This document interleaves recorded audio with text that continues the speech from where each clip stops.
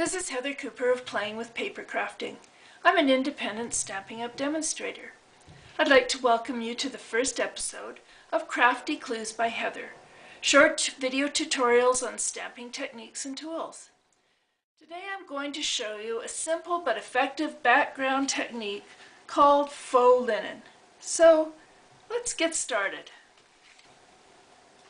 I've pre-cut some glossy white cardstock using the fabulous Labels Collection framelits and the Big Shot die cut machine from Stampin' Up's 2012-2013 Idea Book and Catalog.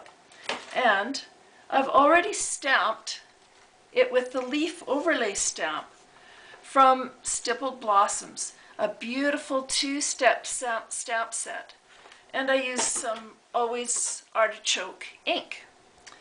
I've left some space in the center of the piece for my main image, which I'm going to add after I've created the background effect. You don't really need to stamp any background images if you don't want to, but I thought these would go well with the main image. Now, one thing you need to do is to make sure that your ink is completely dry before beginning this next step. Now, I'm going to sand the cardstock carefully using the new Stampin' sanding system found in the 2012 Holiday Mini Catalog, or you could use the designer sanding blocks from the regular catalog. The sanding system comes with the block covered on two sides by Velcro and 4 pieces of felt back sandpaper, 2 of each grit, fine and very fine. They attach to the Velcro like this. Oh. Very simple. And you can also buy refills for the sandpaper. Now I'm going to use the rougher of the 2 grits to sand my project horizontally first and then vertically. So I'm going to go ahead and start that. I'm going to try and make nice straight motions when I'm sanding so that the grooves I'm creating with the sandpaper will be straight. That's one direction, and then I just need to turn it around to do the other. Half of that piece of paper. Then I'm going to sand it. You'll notice, by the way, that the image is starting to look quite a bit lighter. So now I'm going to do it the vertical direction.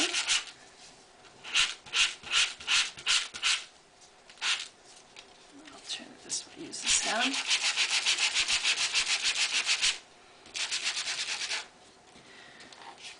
I'm just going to check to see if there's any large areas where there's still shiny cardstock left. And if there is, I'm going to sand a little bit more in that area. So right in the middle here.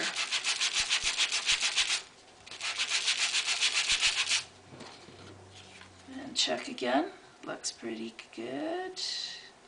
Maybe I'll do some horizontal ones again in that area.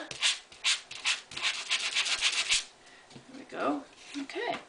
Now I'm going to use another new product.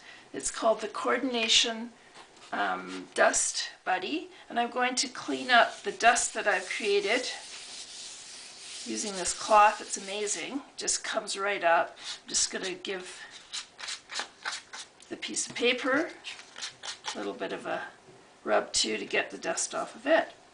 Alright, so now what I'm going to do is I'm going to take a piece of my stamping sponge and some Pool Party ink, and I'm going to ink up my sponge and then gently sponge in the 2 directions, the horizontal and the vertical, to reveal the linen-like weave. And there's the horizontal, or sorry, the vertical, and I will do the horizontal.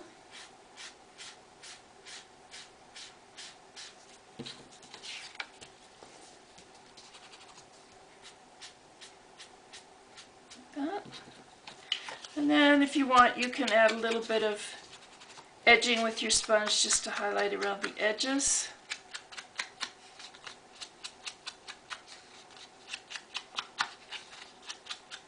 There we go. And I hope the camera can pick up the linen-like effect of the sanding on there. Okay, and now at this point, you would stamp your main image, and then you would adhere it to your card. I have 2 samples of cards that were made using this background technique, and I hope you're able to see the linen effect on them. Okay, and I will be adding video tutorials on using the 2-step stamps and tying bows like this in my next videos. Please drop by my blog, Playing with Paper Crafting, for more card making samples and tips.